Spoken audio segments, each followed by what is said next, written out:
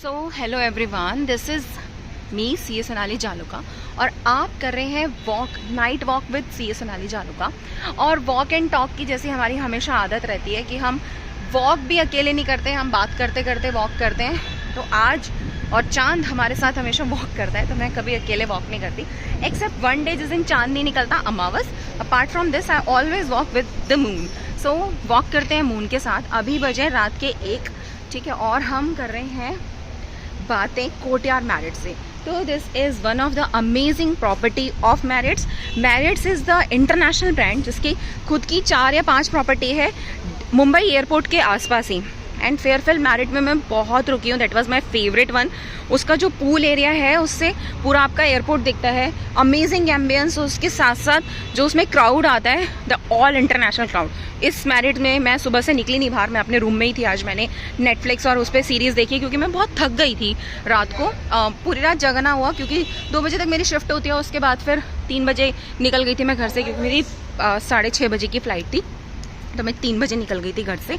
तो इस तरह से अब मैं रुकी हूँ कोर्टयार्ड मैरिट्स में। और ऑफ कोर्स कुछ लोगों का कहना है कि सोनाली बहुत खर्चा करती हो तुम। इस बात पे ही आज डिस्कशन करते हैं कि इवन मेरे हस्बैंड की भी बहुत शिकायत रहती थी, तुम बहुत एक्सपेंसिव हो, you expense a lot, you are very high maintenance girl.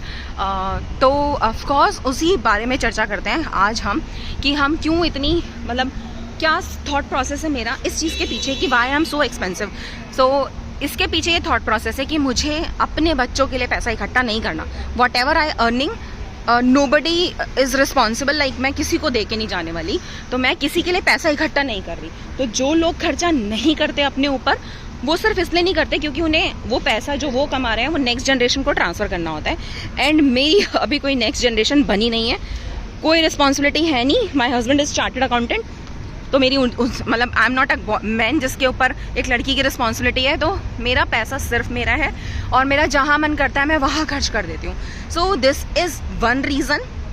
इसके साथ साथ ही इसे ही आगे बढ़ाते हुए जो मैंने ऑब्ज़र्व किया है वो ये है कि हम ऑफकोर्स हम अपने बच्चों के लिए जो चीज़ इकट्ठी कर रहे हैं, आप कितना भी इकट्ठा कर लो, जब तक आप उसे सेल्फ इंडिपेंडेंट नहीं बनाओगे, कितना भी पैसा आप इकट्ठा करके चले जाओ, वो लड़ेंगे ही। वो अगर आपके 2 बच्चे हैं और आपने प्रॉपर्टी बना दी, वो उसके लिए लड़ेंगे। अगर आपने कुछ भी बैंक बैलेंस छोड़ दिया आपके जाने के बाद, वो उसके लिए लड़ेंगे। तो इससे बेटर ये है कि आप उन्हें बना दो, राइट।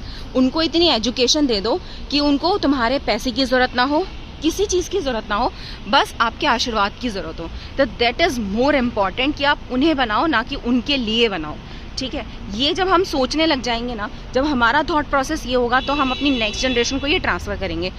अभी क्या होता है ना, जैसे ही बच्चा पैदा होता है तो हम उसे बताने लग जाते हैं। फॉर एग्जांपल अगर लड़की पैदा हुई तो हम उसे बोलने लग जाते हैं, तेरी शादी हम 35 लाख की करेंगे, तेरी शादी तो हम 50 लाख की करेंगे, तेरे दूल्हे को तो हम गाड़ी देंगे, तेरे दूल्हे को तो हम ये देंगे।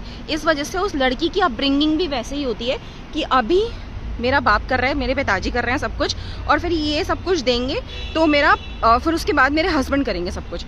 इस अपब्रिंगिंग के साथ वो अपने ऊपर डिपेंडेंट, सेल्फ डिपेंडेंट कभी हो ही नहीं पाती, और इसीलिए वो हमेशा एक पैसे के लिए अपने पति पे डिपेंडेंट रहती है या किसी मेल फिगर पे डिपेंडेंट रहती है। ये रीज़न हो जाता है कि जब एक लड़का शादी करता है तो उसको ये लगता है कि लड़की कमाती नहीं है तो इट्स अ बिग रिस्पॉन्सिबिलिटी। वो भी सेविंग मोड पे आ जाता है। वो क्या करता है, वो खुद के खर्चे कम करने लग जाता है। वो ये सोचता है सेविंग इज़ वेरी इंपॉर्टेंट, मुझे सेविंग करनी है, तो वो भी लाइफ एंजॉय नहीं कर पाता बेचारा, ठीक है। मैंने ऐसे बहुत सारे लड़के देखे हैं, मैं हमेशा लड़कों के अगेंस्ट बोलती हूँ, बट हाँ मैंने ऐसे बहुत सारे लड़के देखे हैं कि वो अपनी पूरी फैमिली के लिए लग्जरी कलेक्ट करते हैं, अपनी वाइफ को अच्छी शॉपिंग करवाते हैं, अपने बच्चों को अच्छे स्कूलों में भेजते हैं, उनको बढ़िया शॉपिंग करवाते हैं। बट जब उनकी खुद की बारी आती है ना, वो ना एक शॉपिंग करते बेचारे, और मतलब वो बिल्कुल अपने लिए कंजूसियत सीख जाते हैं। शुरू से ही अपने लिए वो कंजूसी करने लग जाते हैं। They don't live their life, right. तो जिसने पैसा कमाया वही उसे यूज़ नहीं करता। और बीइंग अ गर्ल, मेरे पास कभी, क्योंकि मैं उस पर डिपेंडेंट हूँ, तो मेरे पास भी उतना पैसा कभी नहीं होता कि मैं अपने हस्बैंड को बहुत स्पेशल फील करवा सकूँ, क्योंकि मेरा पैसा तो है ही नहीं। अगर मैं बहुत ज़्यादा भी स्पेशल फील करवाऊँगी तो भी वो कम ही होगा, क्योंकि मेरी खुद की कोई अर्निंग नहीं है। इस वजह से जो हमारा मेल फिगर है, जो एक्चुअल में इतनी मेहनत करके पैसा कमा रहा है, वो भी अपनी लाइफ एंजॉय नहीं कर पाता, ठीक है।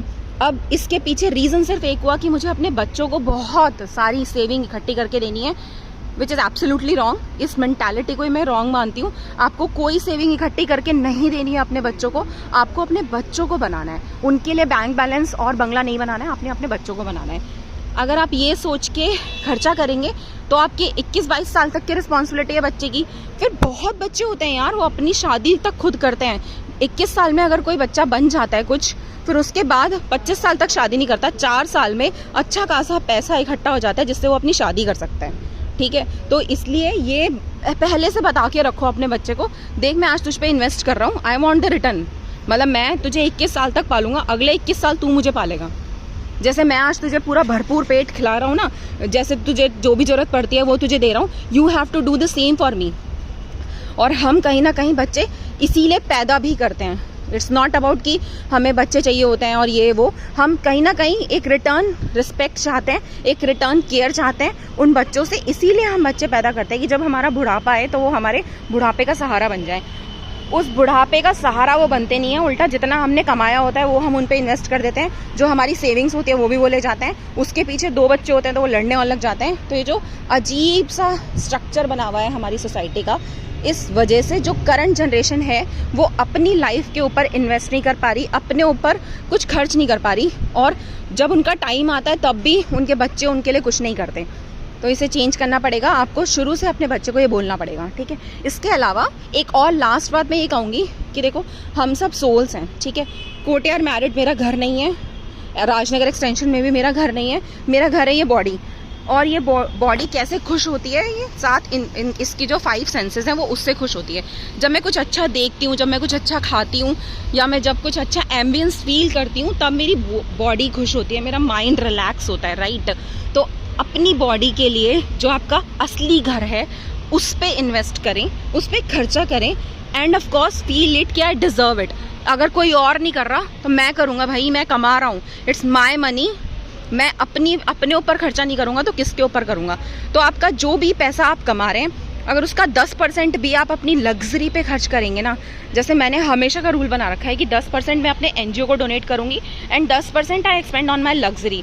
वो बहुत होता है बॉस। 10% की शॉपिंग आप अलग पैसा रखो और 10% की शॉपिंग करके देखो, आराम से आपका जो भी आप पैसा कमा रहे हो ना, इतना अच्छा पैकेज होता है आजकल हम लोगों का। I am a chartered accountant, तो मेरा अगर मैं महीने का 10% सिर्फ अपने ऊपर खर्च कर रही हूँ, किसी कोर्स करने में या फिर अपने बॉडी को खुश करने में। एक ऐसा कहते हैं कि जब हम खुश होते हैं ना तो डोपामीन रिलीज़ होता है, हमारे दिमाग से एक केमिकल रिलीज़ होता है विच इज़ कॉल्ड डोपामीन।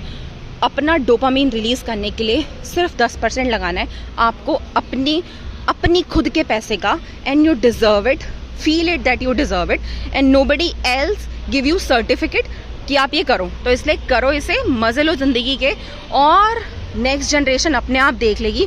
कुछ सेव करना है उसके लिए तो नेचुरल रिसोर्सेज सेव करो, ताकि वो भी ऐसे बड़े बड़े पेड़ों के नीचे ऐसे खुली हवा में सांस ले सके जब उसका मन करे। राइट, AC में मज़ा आता है नो डाउट, बट जो खुली हवा में आनंद आता है, शांति मिलती है पेड़ों के नीचे चांद को देख के, वो आपको AC के बंद कमरे में नहीं मिल सकती।